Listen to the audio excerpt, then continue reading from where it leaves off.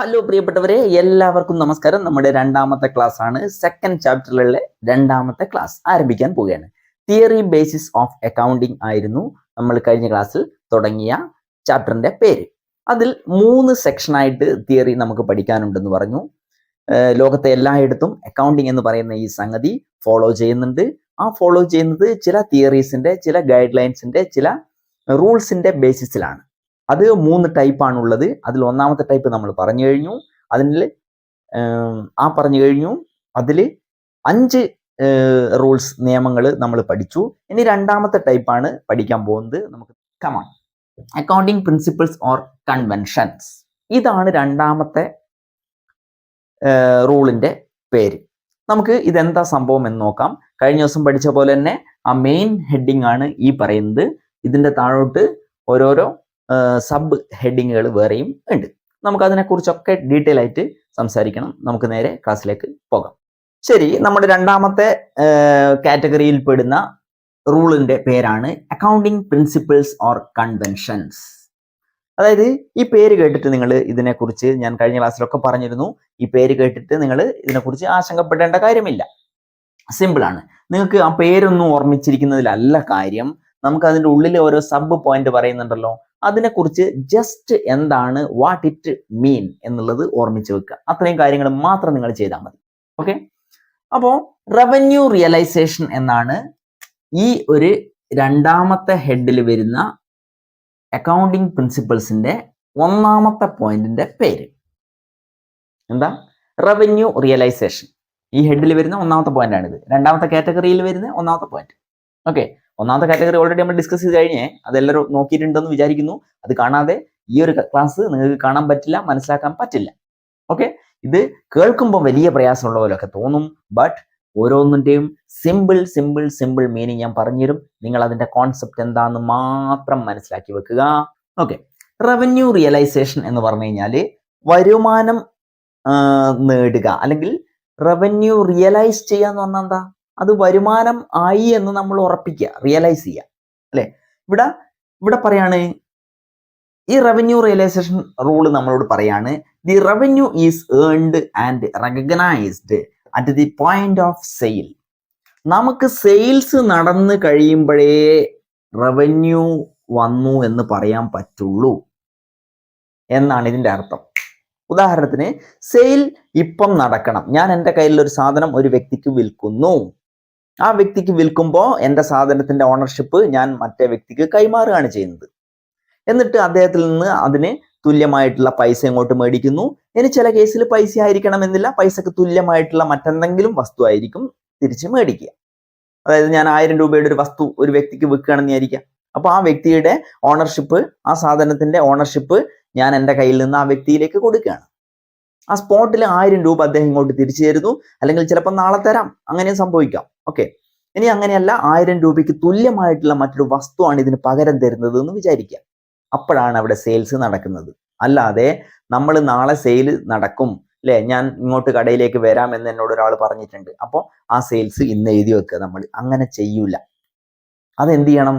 അത് ഹാപ്പൻ ചെയ്യണം, സംഭവിക്കണം. അങ്ങനെ സംഭവിച്ചാൽ മാത്രമേ നമുക്കത് സെയിൽസ് എന്നുള്ള കാറ്റഗറിയിൽ എഴുതി വെക്കാൻ പറ്റുള്ളൂ, അല്ലെ? ഒരു എൻക്വയറി വന്നതിന്റെ പേരിൽ നമുക്ക് അയാൾ ഇവിടെ വന്നിട്ട് കച്ചവടം നടത്തും എന്ന് പറയാൻ പറ്റൂല. നമ്മളെ കടയിൽ നിന്ന് പറയാണ്, നാളെ ഒരു കല്യാണ പാർട്ടി വരുന്നുണ്ട്, അല്ലെ, നാളെ വരും എന്നുള്ളത് കൊണ്ട് നമുക്ക് ഇന്നത് എഴുതി വെക്കാൻ പറ്റില്ല. അല്ലെങ്കിൽ ഇന്ന് ഉച്ചയ്ക്ക് ശേഷം വരും, അതുകൊണ്ട് രാവിലെ തന്നെ ഞാൻ എന്ത് ചെയ്യുന്നത്, സെയിൽസ് ഇത്ര എന്ന് പറഞ്ഞിട്ട് എനിക്ക് എഴുതി വെക്കാൻ പറ്റുമോ? അങ്ങനെ പറ്റൂല. അത് റിയലൈസ് ചെയ്യണം, ഹാപ്പൻ ചെയ്യണം, സംഭവിക്കണം. എങ്കിൽ മാത്രമേ അത് നമുക്ക് സെയിൽ എന്നുള്ള കാറ്റഗറിയിൽ അത്ര രൂപയ്ക്ക് എഴുതി വെക്കാൻ പറ്റുള്ളൂ. That is revenue realisation. നമുക്കിവിടെ പറയാം, ദി റവന്യൂ ഏൺഡ്, ഏൺ ചെയ്യണം, ആൻഡ് റെക്കഗ്നൈസ്ഡ്, അതവിടെ സംഭവിച്ചിട്ടുണ്ടായിരിക്കണം, റിയലൈസ് ചെയ്യപ്പെട്ടിട്ടുണ്ടായിരിക്കണം, at the point of sale. അവിടെ സെയിൽസ് നടക്കുമ്പോൾ മാത്രമേ ആ റവന്യൂ സംഭവിക്കുന്നുള്ളൂ, ആ വരുമാനം നമ്മളെ കയ്യിലേക്ക് എത്തുന്നുള്ളൂ. എങ്കിൽ മാത്രമേ അത് ആക്ച്വൽ സെയിൽസ് എന്ന് പറയാൻ പറ്റുള്ളൂ. അതിനെയാണ് റവന്യൂ റിയലൈസേഷൻ എന്ന് പറയുന്നത്. അല്ലെങ്കിൽ ആരെങ്കിലും വരുന്നോ, അല്ലെങ്കിൽ നാളെ ഞാൻ നിങ്ങളെ കടയിൽ നിന്ന് സാധനം മേടിക്കാൻ വരുന്നു, അത് 1 ലക്ഷം റുപ്യേന്റെ സാധനമാണെന്നോ ഒന്നും നമ്മളോട് പറഞ്ഞത് കൊണ്ട് കാര്യമായില്ല, അല്ലേ? പറയുമ്പോൾ ചിലപ്പം വരികയായിരിക്കും, നമ്മളെ ബന്ധത്തിന്റെ പേരിലൊക്കെ അങ്ങനെ സംസാരിക്കും, പറയുകയൊക്കെ ചെയ്യായിരിക്കും. പക്ഷേ അത് നമുക്ക് അക്കൗണ്ടന്റ് ആയിട്ടുള്ള നമുക്ക് എഴുതി വെക്കണമെങ്കിൽ അത് സംഭവിച്ചിട്ടുണ്ടാവണം. That is the point of revenue realisation. Got it? എല്ലാവർക്കും മനസ്സിലായിട്ടുണ്ടെന്ന് വിചാരിക്കുന്നു. അങ്ങനെയാകുമ്പോൾ നമ്മൾ അടുത്ത പോയിന്റിലേക്ക് പോവുകയാണ്. അടുത്ത പോയിന്റ് എന്താണെന്ന് നോക്കാം. ഓക്കെ, അങ്ങനെയാണെങ്കിൽ നമുക്ക് രണ്ടാമത്തെ പോയിന്റിലേക്ക് പോകാം. രണ്ടാമത്തെ പോയിന്റ് ആണ് എക്സ്പെൻസസ് ഓർ കോസ്റ്റ് എന്ന് പറയും. Expenses or cost. ഇതെന്താണ് ആക്ച്വലി മീൻ ചെയ്യുന്നത് എന്ന് പറഞ്ഞു കഴിഞ്ഞാൽ, ഞാനിപ്പോൾ ഒരു ഉദാഹരണത്തിലൂടെ അതിനെ വ്യക്തമാക്കി തരാം. നമ്മൾ നമ്മുടെ കടയിലേക്ക് ഒരു അസറ്റ്, ഒരു ഫിക്സഡ് അസറ്റ് പർച്ചേസ് ചെയ്ത് കൊണ്ടുവരികയാണെന്ന് വിചാരിക്കുക. നമുക്ക് അവിടെ ചെലവുണ്ടാകുന്നുണ്ടല്ലോ അല്ലേ? നമുക്ക് ഒരു മേടിച്ച അസറ്റ് ഒരു 1 lakhിൻ്റെത് ആണ് എന്ന് വിചാരിക്കുക. 1 lakhിലെ എന്തോ ഒരു മെഷീനറി നമ്മുടെ കടയിലേക്ക് മേടിച്ച് കൊണ്ടുവന്നു. അങ്ങനെയാകുമ്പോൾ ഇത്ര രൂപയുടെ മെഷീനറി നമുക്ക് കിട്ടി എന്നുള്ളത് നമ്മൾ അവിടെ എഴുതി വെക്കും, നോട്ട് ചെയ്ത് വെക്കും. അത് നമ്മുടെ പ്രധാനപ്പെട്ട ഒരു അസറ്റാണ്. ഓക്കെ, ഒരു അസറ്റായിട്ടുള്ള മെഷീനറി നമുക്ക് കിട്ടി.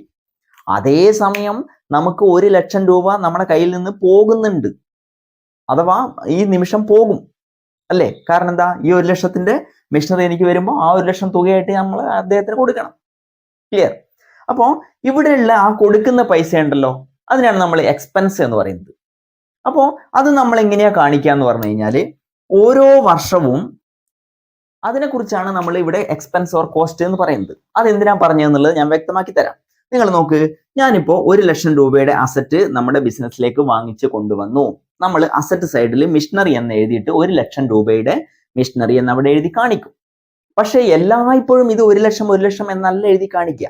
കാരണം ഇന്ന് ഞാൻ മേടിച്ചു കഴിഞ്ഞ് അടുത്ത വർഷം ഈ ദിവസം ആവുമ്പോൾ അതിന്റെ കോസ്റ്റ് ഒരിക്കലും ആ 1 ലക്ഷം അല്ല, അല്ലെങ്കിൽ അതിന്റെ വാല്യൂ എന്ന് പറയുന്നത് 1 ലക്ഷം അല്ല.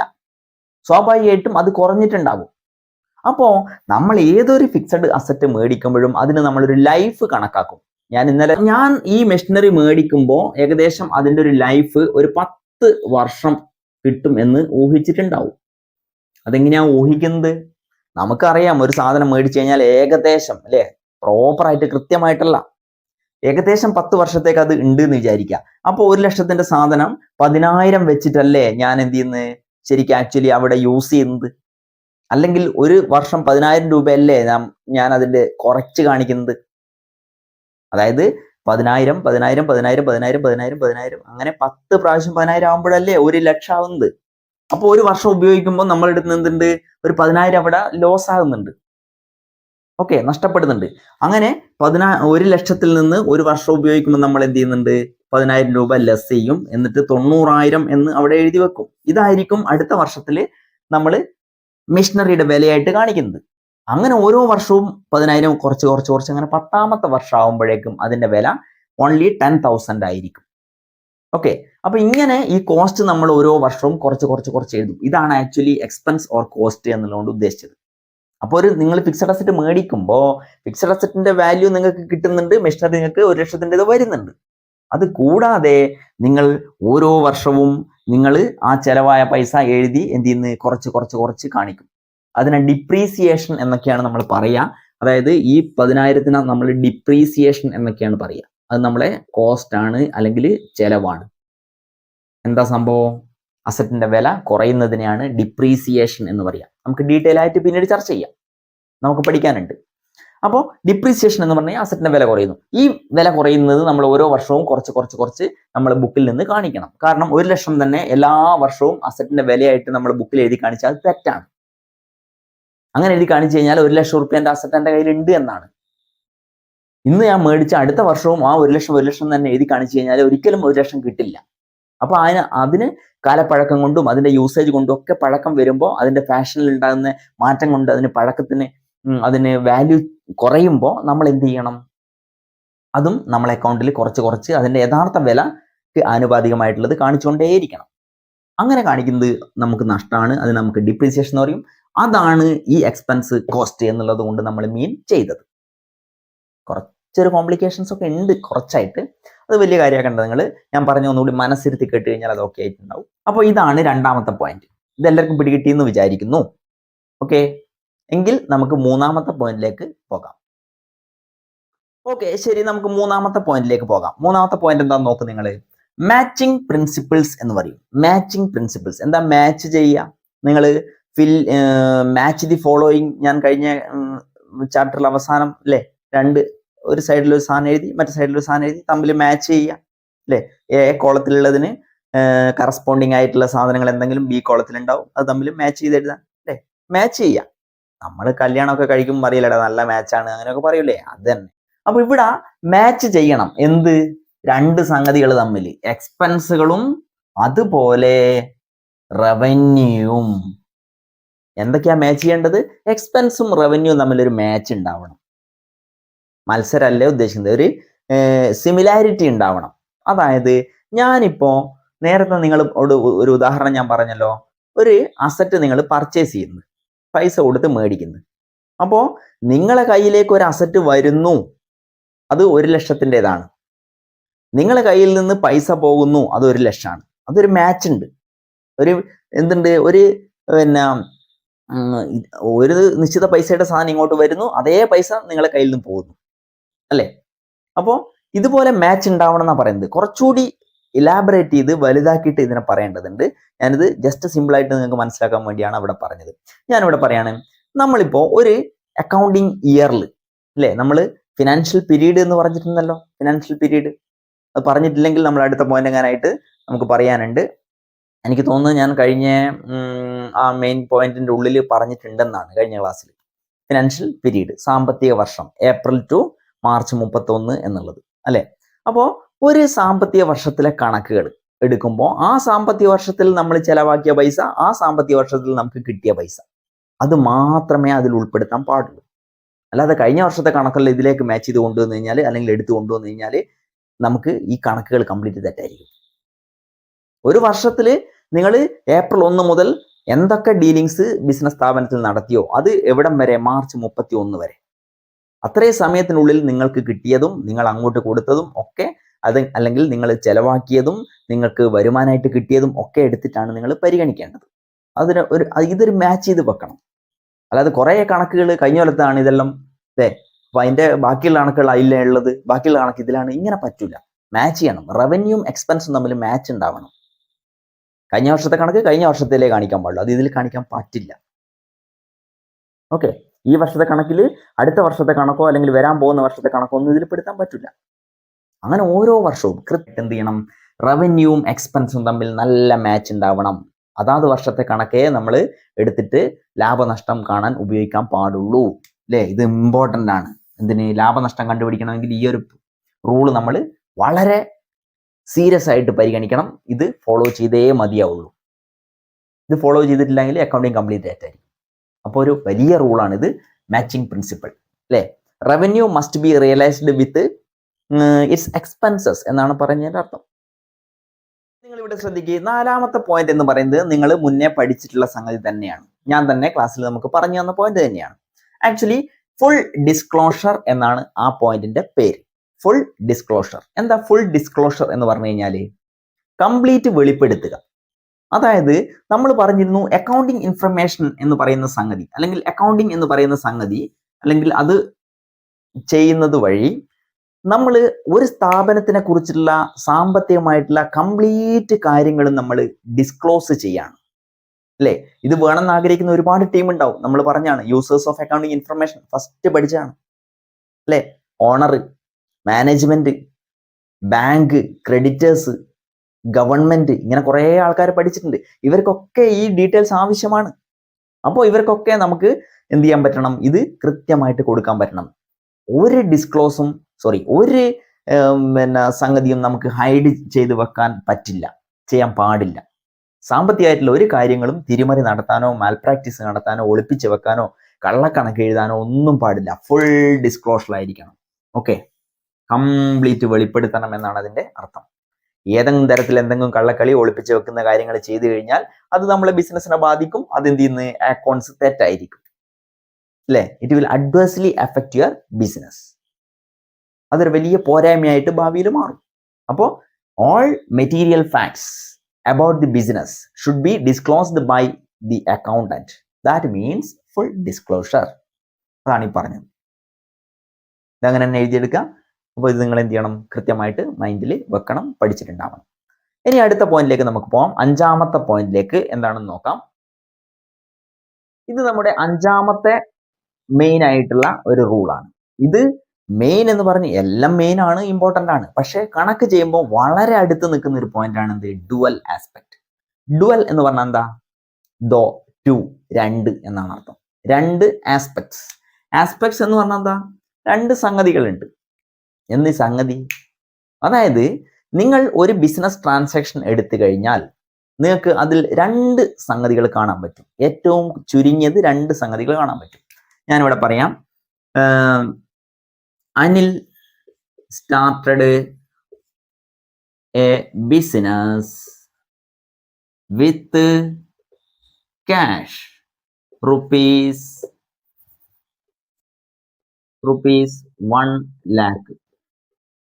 ഇങ്ങനെ പറയുമ്പോൾ അനിൽ എന്ന് പറയുന്ന വ്യക്തി ബിസിനസ്സിലേക്ക് 1000 രൂപ തന്നു. അതിനെ നമ്മൾ ക്യാപിറ്റൽ എന്ന് പണ്ട് പഠിച്ചിട്ടുണ്ട്.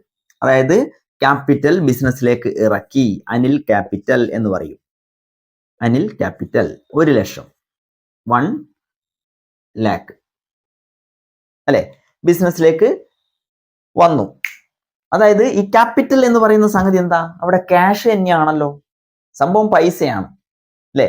അപ്പൊ നമ്മളെ സംബന്ധിച്ചിടത്തോളം ആ കിട്ടിയ 1 lakh എന്ന് പറയുന്നത് അസറ്റ്, ക്യാഷ് ആയിട്ടാണ് ഇങ്ങോട്ട് വരുന്നത്, ക്യാഷ്. അപ്പോ ക്യാഷ് എന്നുള്ളൊരു സാധനം ബിസിനസ്സിലേക്ക് വരുന്നു. അത് ക്യാപിറ്റലാണ്, അനിലാണ് അത് തന്നത്. അപ്പോൾ അനിൽ ക്യാപിറ്റൽ എന്ന് പറഞ്ഞിട്ട് നമുക്ക് 1 ലക്ഷം രൂപ തന്നു. നമ്മളെ ബിസിനസ്സിലേക്ക് ആ 1 ലക്ഷം രൂപ ക്യാഷ് ആയിട്ട് ഇങ്ങോട്ട് കിട്ടി. ഇങ്ങനെ രണ്ട് സംഗതികൾ ഒരു ബിസിനസ് ട്രാൻസാക്ഷൻ എടുത്തു കഴിഞ്ഞാൽ നിങ്ങൾക്ക് കാണാൻ പറ്റും.